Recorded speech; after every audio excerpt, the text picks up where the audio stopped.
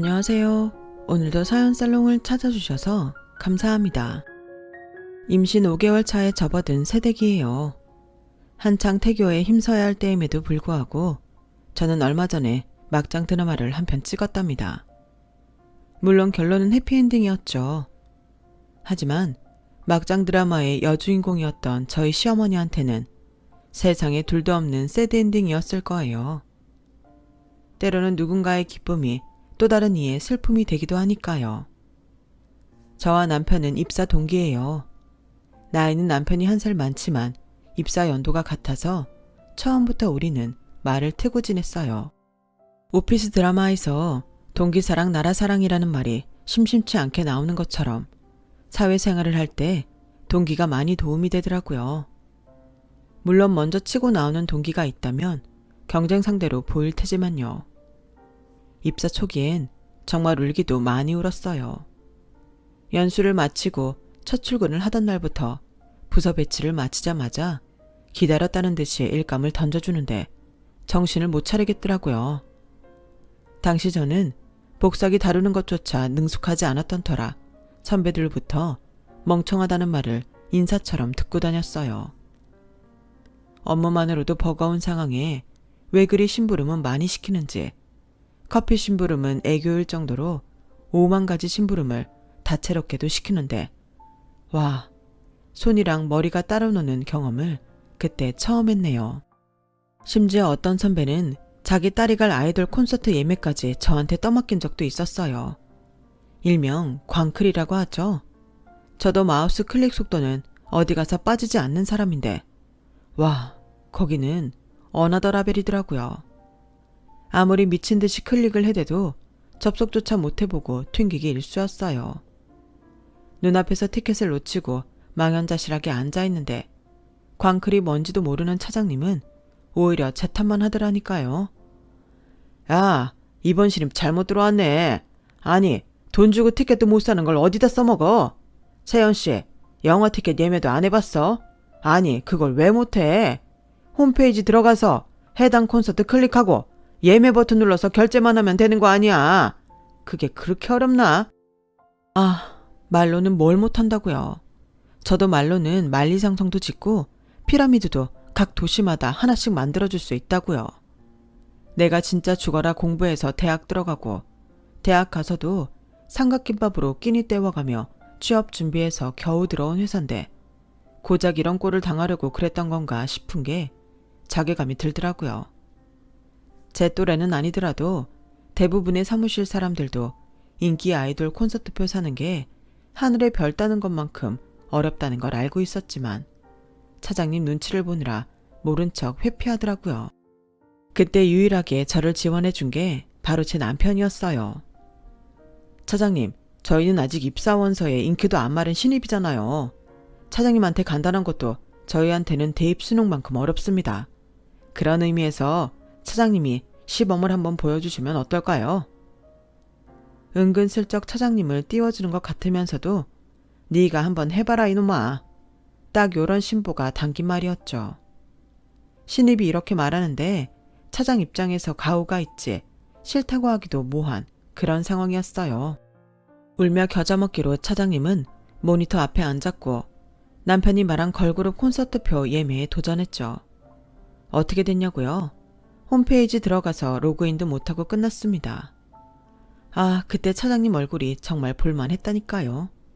동공 지진이 와서 멍하게 모니터만 바라보고 있는데 어찌나 멍청해 보이던지 자기도 당해보니 만만치 않은 일이었다는 걸 깨달은 차장님은 이후 다시는 그런 심부름을 부하 직원한테 시키지 않았어요. 정규씨, 고마워. 역시 믿을 건 동기밖에 없다니까. 근데 그렇게 우아하게 한방 먹이는 기술은 어디서 배운 거야? 그런 거 가르쳐주는 학원이 있으면 나 당장 등록한다.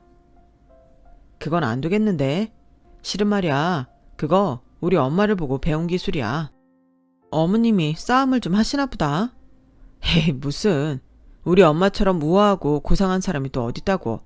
채연 씨도 우리 엄마를 보면 아마 깜짝 놀랄걸. 나는 지금까지 살면서 우리 엄마처럼 여성스러운 사람을 본 적이 없어.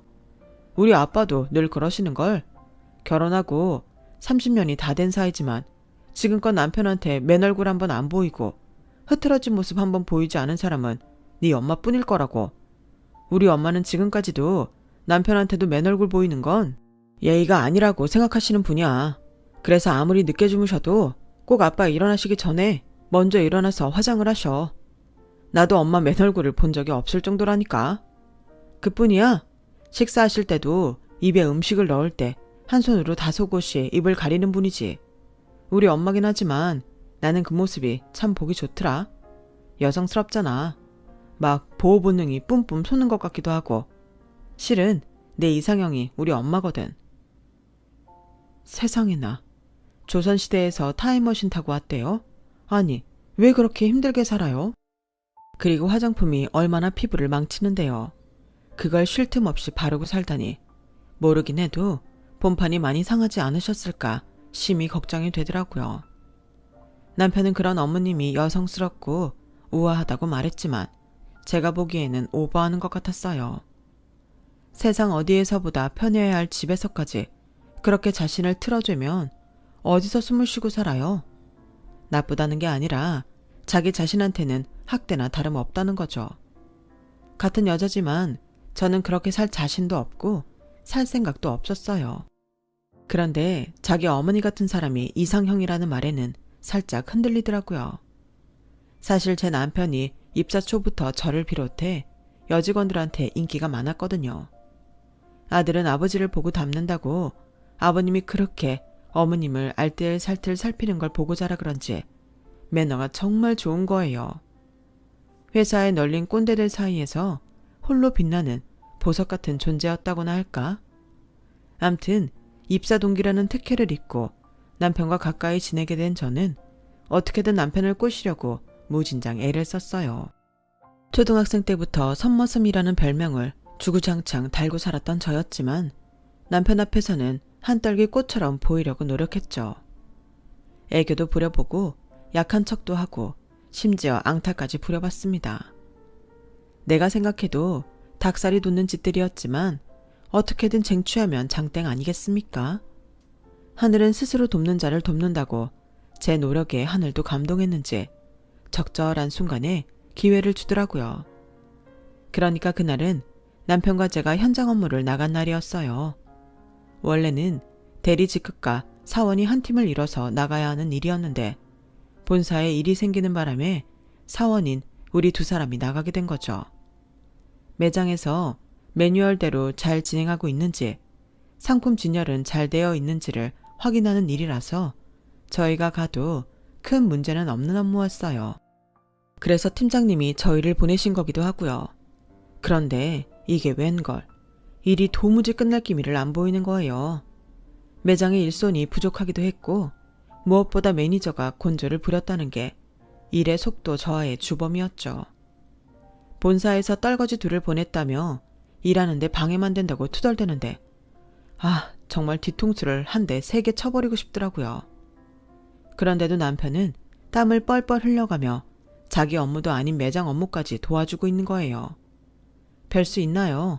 저도 남편을 따라 일손을 보탰죠. 그런데 한참 밖에 나가서 농땡이를 부리고 온 매니저가 제 남편이 까대기에서 분류해 놓은 상품을 보고는 난리를 치는 거예요. 이게 뭐야? 할 줄 모르면 손을 대지나 말지. 안 그래도 일손 모자라는 판에 왜 두 번 일을 하게 만들어? 진짜 도움 안 된다니까. 정확히 제 남편을 지칭만 하지 않았을 뿐 남편한테 화를 내는 건 분명했어요. 그걸 보니까 순간 뚜껑이 확 열리는데 하마터면 남편이 옆에 있는 걸 깜빡하고 욕을 퍼부을 뻔했다니까요. 그런데도 남편은 연신 죄송하다고 고개를 숙이며 사과를 하더라고요. 그런데 아랑곳 않고 계속 성질을 내는 거예요. 자기네 매장 직원들까지 쪼면서 말이죠. 여자들 틈바구니에서 혼자 남자였던 남편은 얼굴이 새빨개져서는 어쩔 줄 몰라 하더군요. 그걸 보니 속에서 부하가 치밀어 오르는데 도저히 참을 수가 없더라고요. 그래서 그동안 꼭꼭 숨겨왔던 제 성과를 꺼내놓게 되었죠. 지금 뭐 하시는 거예요? 매니저님, 괜한 직원들 괴롭히지 마시고 할 말 있으면 저희한테 똑바로 하세요. 어머? 지금 나한테 화내는 거예요? 본사에서는 신입 교육 안 하나? 어떻게 선배한테 이딴 식으로 굴어요? 이봐요, 한채원 씨. 나 매니저 5년 차예요. 근데 어디서 큰 소리예요? 아, 대리도 아니고 사원 나부리기만 보내선 쓸모없이 자리만 차지하는 것도 짜증나 죽겠는데 어디서 똥오줌 못 가리고 선배한테 대들어. 미친 거 아니야? 사람 열받게 하는 것도 가지가지네. 매니저님, 사원급인 저희가 와서 많이 기분이 언짢으신 모양인데요. 그럼 어느 정도 급이 오면 만족하시겠어요? 대리? 팀장? 차장급? 제가 보기엔 오늘 저희가 온 걸 감사하게 생각해야 할 것 같은데요. 그러자 매니저가 기가 차다는 듯 저를 노려보더군요. 저는 쫄지 않고 하던 말을 이어갔어요. 그분들이 오셨으면 매니저님 심할서 정도는 써야 했을 겁니다. 오늘 저희는 매장에 까대기 하러 온 거 아니잖아요. 매뉴얼대로 상품 진열이 잘 돼 있는지 확인하러 온 거라고요. 그런데 정작 매장에 와보니 상품 진열은 고사하고 까대기도 안 해놔서 본사 직원이 저희까지 두 팔 걷어붙이고 까대기 하고 있잖아요. 그리고 매니저님은 바뀐 매뉴얼을 보기는 하셨나요? 윤정교 씨는 매뉴얼대로 분류했을 뿐입니다. 그걸 잘못됐다고 지적을 하신다면 그건 매니저님이 바뀐 매뉴얼을 제대로 안 봤다는 증거겠네요. 업무 관리를 해야 할 사람이 새 매뉴얼 숙지도 안 한 채 부하 직원들한테 일을 시킨다? 그것도 본사 직원까지 손을 보태는 상황에 자기 혼자 근무지를 이탈한다는 건 있을 수가 없는 일이죠. 내 말이 틀렸습니까? 방금 전까지 기세등등하던 매니저는 꿀먹은 벙어리처럼 입을 꾹 다물었어요. 제 말을 알아들으셨다면 당장 윤정교 씨한테 사과하세요. 그리고 오늘 자정까지 무슨 수를 써서라도 DP 완벽하게 해놓으세요.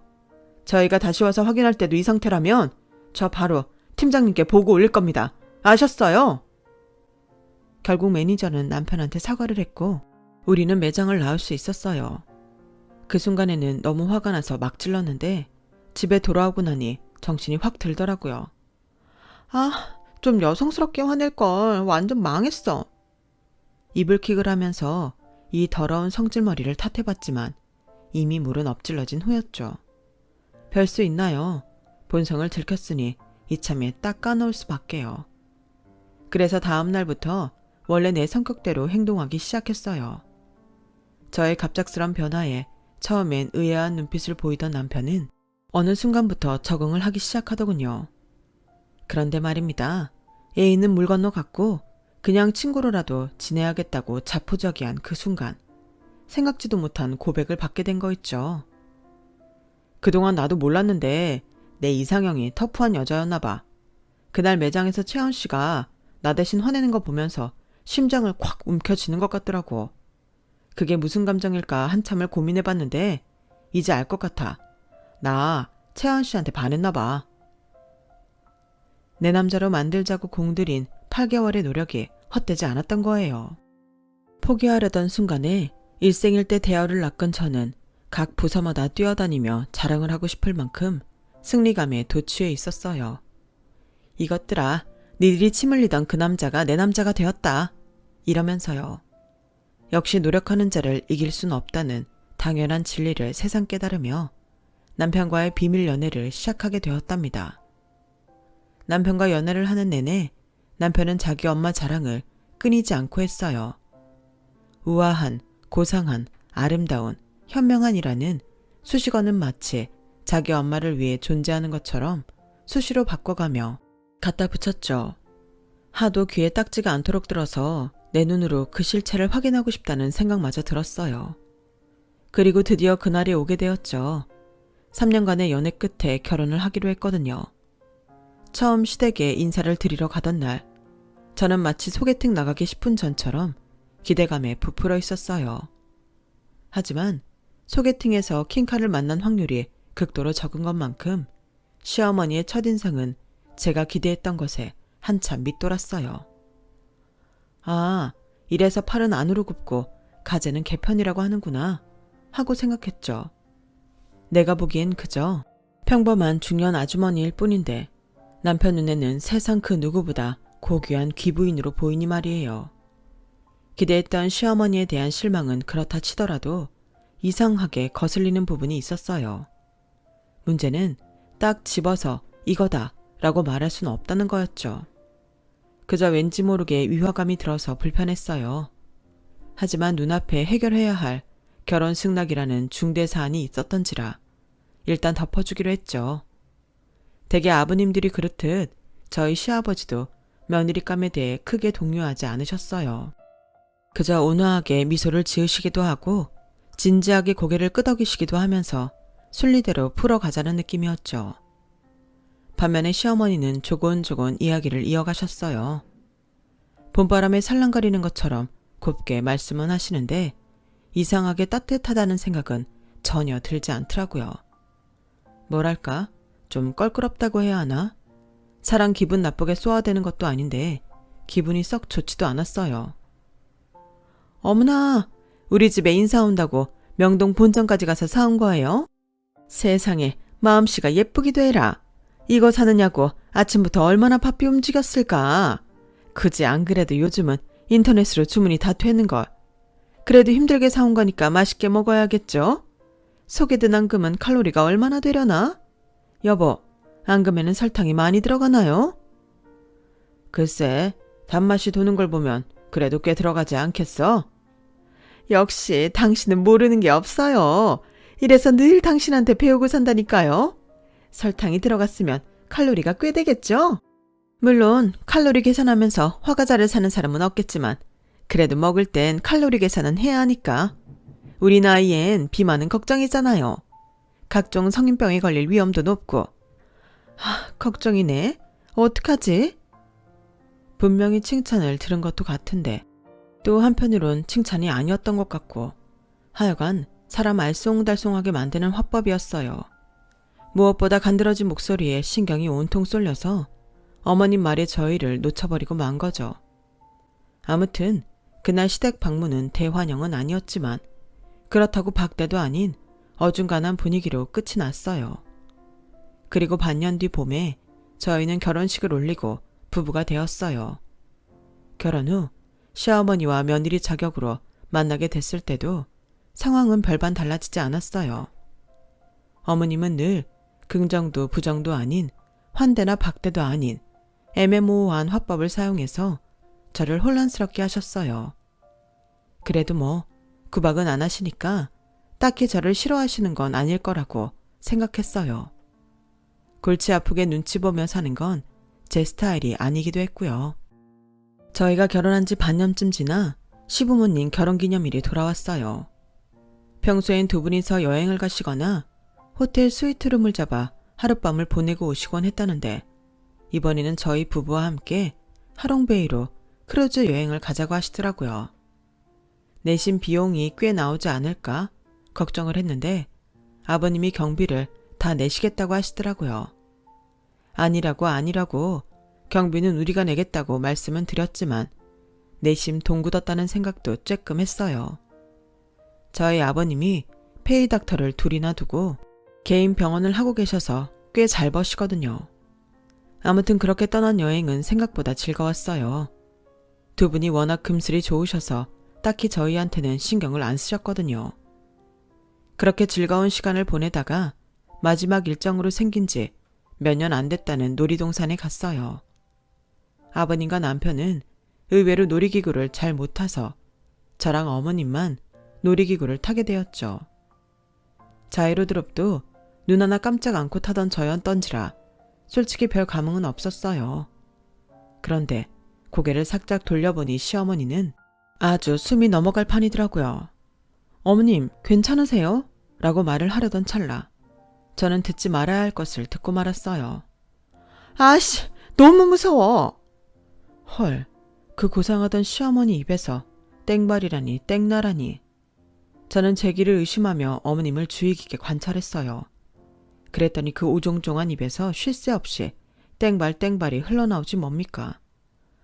와, 영화 식스센스 이후로 최고의 반전이었어요. 드디어 놀이기구가 멈추고 이성을 찾은 시어머니는 그제야 자신이 벌인 짓을 깨달았는지 되도 않는 핑계를 대가며 상황을 수습하려고 애쓰셨어요. 저는 어머님 말씀에 연신 고개를 끄덕이긴 했지만 사실 귀에 아무 말도 들어오지 않았어요. 어떻게든 웃음을 참아야겠다는 일념으로 입술을 꽉 깨물 뿐이었죠. 어머님은 혹시나 제가 남편과 시아버지께 비밀 누설을 할까봐 한국으로 돌아오는 비행기에서까지 제 옆자리를 사수하셨어요. 어머님의 그런 행동이 내심 귀엽게 느껴져서 저는 그날 일을 봉인하기로 마음먹었죠. 그런데 어머님은 제가 못 믿어오셨던가 봐요. 여행에서 돌아온 이후 저를 바라보는 눈빛이 달라지셨더라고요. 처음엔 저를 주시하고 살피시는 것 같다가 언젠가부터는 마치 제가 남편한테 그랬던 것처럼 들킨 김에 본색을 드러내시더라고요. 아버님과 제 남편이 있을 때는 안 그러시는데 저랑 둘이 있을 때면 마치 딴 사람이 된 것처럼 사납고 싸늘하게 변하셨어요. 갈굼은 기본이고 카랑카랑한 하이톤 목소리로 제게 고리치기 일쑤였죠. 신기한 건 이제야 어머님이 제 옷을 입으신 것처럼 편해 보이더라는 거예요. 그리고 그제야 제가 처음 시댁을 찾았던 날 느꼈던 위화감의 정체를 알 수 있었죠. 본 모습을 숨기고 순정적이고 우아한 아내 코스프레를 하려니 얼마나 불편하셨겠어요. 그 불편함이 제게 위화감으로 와닿은 게 아닌가 싶더라고요. 제게 실체를 들킨 시어머니는 시간이 갈수록 제게 막대하기 시작했어요.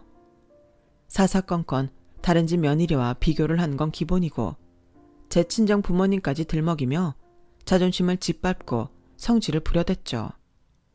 참다 더는 안 되겠다 싶어서 남편한테 모든 사실을 털어놓았어요.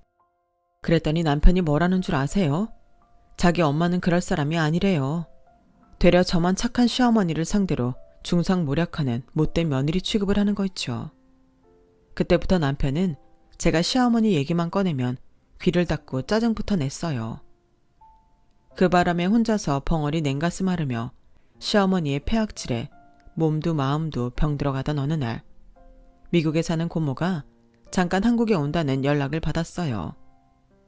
고모는 학창시절 껌 좀 씹던 문제아로 그 나이에 미국으로 도피 유학을 갔을 정도로 집안에서 내놓은 자식이었어요. 당시만 해도 저희 친할아버지가 사업을 크게 하셔서 고모는 돈 걱정 없이 해외 생활을 할 수 있었죠. 하지만 세월이 흐르고 할아버지가 하시던 사업이 사양길로 들어서자 상황은 달라졌어요. 사업 실패로 할아버지는 술과 노름에 빠지셨고 결국 남은 재산을 탈탈 털어드시곤 세상을 떠나셨거든요. 남은 가족들은 하루아침에 길바닥에 나 앉다시피 했고 저희 아빠가 대학을 졸업하고 회사에 취직하고서야 집안에 고정 수입이 들어오게 되었죠. 그래도 고모는 고생을 덜한 편이었어요. 미국 유학 중에 만난 프랑스인이랑 결혼해서 돈 걱정 없이 남편 그늘에서 살았으니까요. 그렇게 10년 가까이 미국과 프랑스를 오가며 결혼 생활을 했던 고모는 이혼을 하게 되었어요. 이혼을 하면서 프랑스 법에 따라 남편 재산의 반을 위자료로 받은 고모는 미국에 정착을 해서 살고 있어요. 현재는 LA에서 한인 학생들 하숙을 치며 살고 있죠. 사람을 두고 하는 일이 아니다 보니 제 결혼식 때도 한국에 올 수 없었는데 이번에 2주 정도 시간이 돼서 온다고 하더라고요. 근 5, 6년 만에 한국에 돌아온 고모는 하나뿐인 조카 결혼식에도 못 온 게 미안하다며 선물을 잔뜩 사오셨어요. 저희 부부 선물뿐만 아니라 저희 시부모님 선물까지 챙겨오셨더라고요. 오랜만에 만난 고모와 밤새도록 수다를 떨던 저는 결혼하니까 행복하냐? 라는 고모의 말에 참았던 울음을 터뜨렸어요. 고모, 나 정말 우리 어머님 때문에 피말라 죽을 것 같아. 내가 너무 억울하고 우라통이 터져서 살 수가 없다고. 이거 봐, 답답할 때마다 주먹으로 가슴을 얼마나 쳤는지 시꺼멓게 멍이 다 들었다니까. 나 이러다 정말 제명까지 못 살 것 같아. 이런 망할 게 다 있나? 어디서 남의 집 귀한 딸을 잡으러 들어? 가자. 고모가 네 시엄마인지 시임인지 머리카락을 죄 뜯어줄 테니까. 가자고. 내가 내 갯돈 들고 도망간 친구 때문에 뚜껑 열린 이후로 29년 만에 속에서 불이 다 나네. 뭐해? 앞장서지 않고. 제 눈으로 확인하지는 못했지만 어릴 때부터 고모에 대한 흉흉한 소문은 익히 들어온 저였기에 고모가 자리를 박차고 일어나자 덜컥 겁부터 났어요. 고모, 정말 우리 시어머니 머리채 잡으려고? 그럼 나 이혼해야 되는 거야? 난 우리 그이 너무 사랑하는데. 시어머니는 밉지만 남편이 너무 좋았던 저는 똥마려운 개처럼 낑낑대고 있었어요. 그랬더니 고모가 목젖이 보이도록 크게 웃으며 그러더군요. 아우, 이놈의 지지배야. 아무렴 네 고모가 하나뿐인 내 조카를 이혼녀 만들겠니? 네가 하도 속상해하니까 쇼 한번 쳐본 거야. 그리고 네 시어머니처럼 고상 떨면서 뒤로는 사람 잡는 인간들은 그렇게 상대하는 게 아니야. 너도 알지? 이 고모가 한때 껌 좀 씹었던 거. 타국에서 차별받으며 살다 보니 주먹보다는 요 머리랑 입으로 싸우는 기술이 잔뜩 늘었지 않겠니? 고모가 너한테 피해 안 가게 제대로 혼내줄 테니까 일단 시어머니 보고 좀 만나자 그래. 나 왔단 말은 말고 네가 밥 사드린다고 나오시라고 공손하게 얘기해놔. 나머지는 고모가 알아서 해줄 테니까. 고기도 먹어본 사람이 잘 먹는다고 싸움 깨나 하고 자란 고모라서 그런가 믿음이 가더라고요. 그래서 시어머니한테 전화해 브런치 잘하는 카페가 있으니 잠깐 나오시라고 했어요. 고상 떠는 거 좋아하는 어머님이 꿈뻑 죽는 게 그놈의 브런치였거든요. 통화를 마친 저는 얼른 씻고는 고모와 함께 약속 장소로 향했어요. 토요일이라 차가 막힐 걸 예상하고 나와서 그런가 약속 시간보다 40분이나 일찍 도착했어요. 그런데 시어머니가 30분이나 늦게 오셔서 기다리는 동안 먼저 음식을 시키고 말았죠. 한창 손님들 북적일 시간에 주문도 않고 자리만 차지하고 있을 수는 없었으니까요. 식사를 마친 고모가 잠시 화장실에 간 사이에 잔뜩 치장을 한 시어머니가 카페 안으로 들어오셨어요. 그리고는 테이블 위에 놓인 빈 그릇을 보시고는 다짜고짜 화부터 내시더라고요. 티가 그럼 그렇지. 그 몇 분을 못 기다려서 시애미도 오기 전에 밥을 처먹었니? 그게 목구멍으로 잘 넘어가디? 이래서 며느리는 가정교육 제대로 받은 여자를 들여야 한다는 거야. 아우, 우악스럽게 많이도 처먹었다. 네가 사람이니 돼지니? 창피하지도 않아? 제 얼굴을 보자마자 못된 말부터 쏟아내는 시어머니를 보자 저도 모르게 주눅이 들어 어깨가 움츠려졌어요. 제가 원래 이렇게 소심한 사람이 아닌데 그동안 시어머니한테 하도 당해서 그런가 파블로프의 개처럼 냉랭한 어머니 목소리에 바로 반응이 오더라고요. 그런데 그때였어요. 화장실에서 나와 저희 테이블로 걸어오던 고모가 눈에 쌍심지를 켜고는 그러지 않겠어요. 너 명자 맞지? 장명자. 이 나쁜 거사. 내 갯돈 들고 튀더니 뒤지지도 않고 여지껏 잘도 살아있었구나. 순간 고개를 돌려 고모의 얼굴을 확인한 시어머니는 얼굴이 백지장처럼 하얗게 변했어요. 그리곤 겁에 질린 표정으로 슬슬 뒷걸음질을 치기 시작했죠. 그러자 고모가 달려들어 어머니 머리채를 잡아주었어요. 이게 어디서 또 도망을 치려들어. 여고 시절부터 개구멍 하나는 기가 막히게 타더니 그 버릇 여전하다. 야, 세상 참 좁지? 어떻게 네가 내 조카 시어머니가 됐니? 내가 결혼식 날 못 온 게 너한텐 다행이었겠구나. 그날 나 봤으면 지금 이렇게 멀쩡히 살아 돌아다니지도 못했을 텐데 안 그러냐? 이거 놓고 말하세요. 교양 없이 뭐 하는 짓이에요. 누가 저 좀 도와주세요. 그 와중에도 목소리를 깔며 고상하게 도움을 청하는 시어머니를 보니 웃음이 나서 죽는 줄 알았어요. 효녀 꿀값 따는 것 좀 봐라. 목구멍에서 힘 빼이거사. 잠꼬대도 욕으로 하던 애가 어디서 고상한 척 쇼를 해? 아쭈, 눈에 힘 풀어라. 포크로 눈깔 확 쑤셔버리기 전에.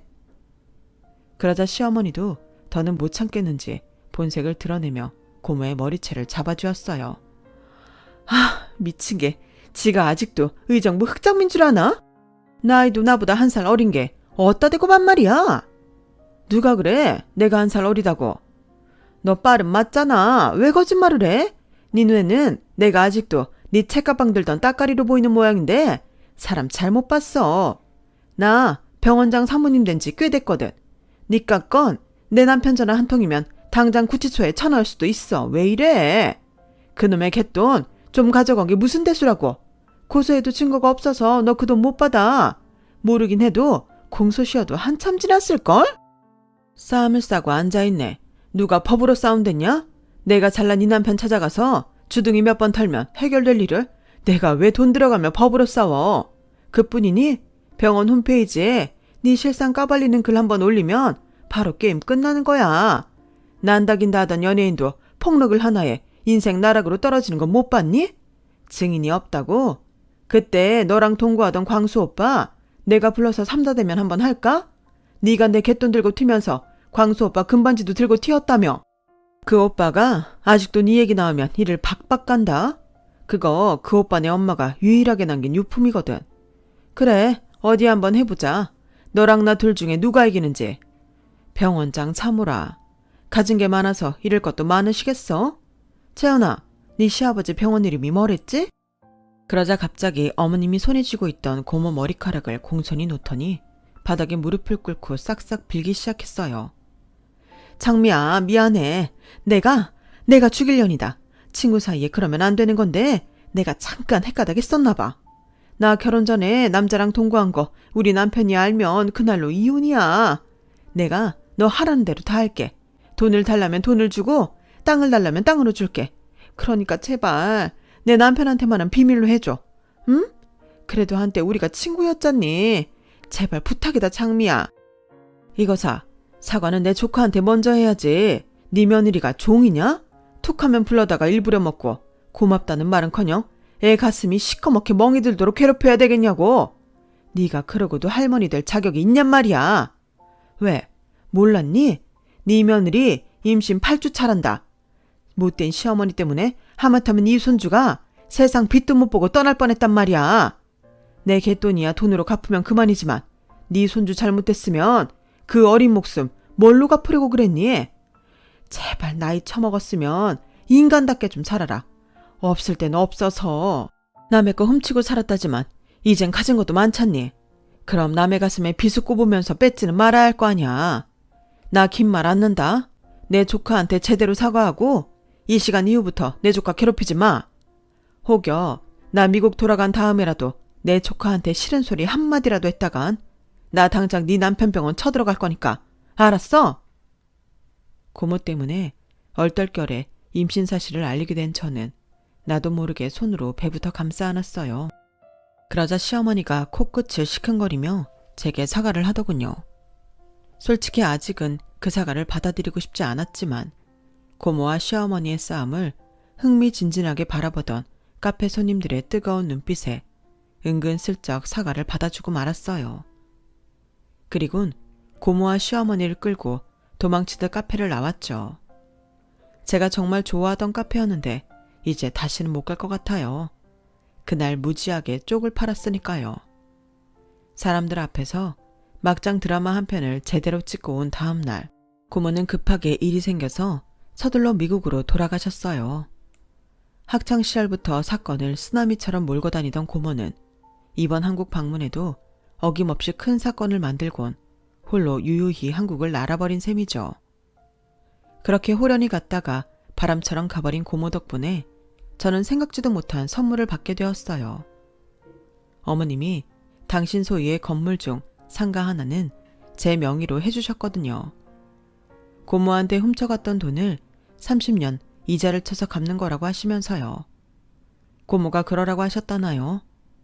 그리고 어머님은 이번 일을 계기로 지난 30년간 쓰고 살아온 가면을 벗으셨어요. 이제는 남편 눈밖에 나지 않으려고 발발거리고 살지 않겠다시며 생얼로 아침 햇살을 벗고 사시겠다고 하네요. 아버님은 적잖이 놀라신 것 같지만 말이에요. 뒤늦게 제 임신 사실을 전해들은 친정, 그리고 시부모님 덕분에 저는 요즘 왕비 대접을 받으며 살고 있어요. 아버님은 벌써부터 아직 태어나지도 않는 손주 바보가 되셔서는 퇴근길마다 손에 유아용품을 하나씩 사들고 오세요. 제 남편과 서로 경쟁이라도 벌이듯 사다 나르는 통에 벌써부터 아기 방에는 한 살림이 가득 차려져 있답니다. 비온 뒤 땅이 굳는다고 비록 시어머니와 볼 거 못 볼 거 다 본 사이지만 그래도 가족이니까 지난 날은 잊고 다시 시작해보려고 합니다. 저희 어머님도 삶이 좀 편안하시길 바라고요. 지금까지 제 사연을 들어주셔서 감사드려요. 건강하시고 행복들 하세요. 여러분, 사연 댓글에 응원과 현명한 조언 부탁드려요. 좋아요와 구독은 저에게 큰 힘이 됩니다. 오늘도 좋은 일 가득하세요.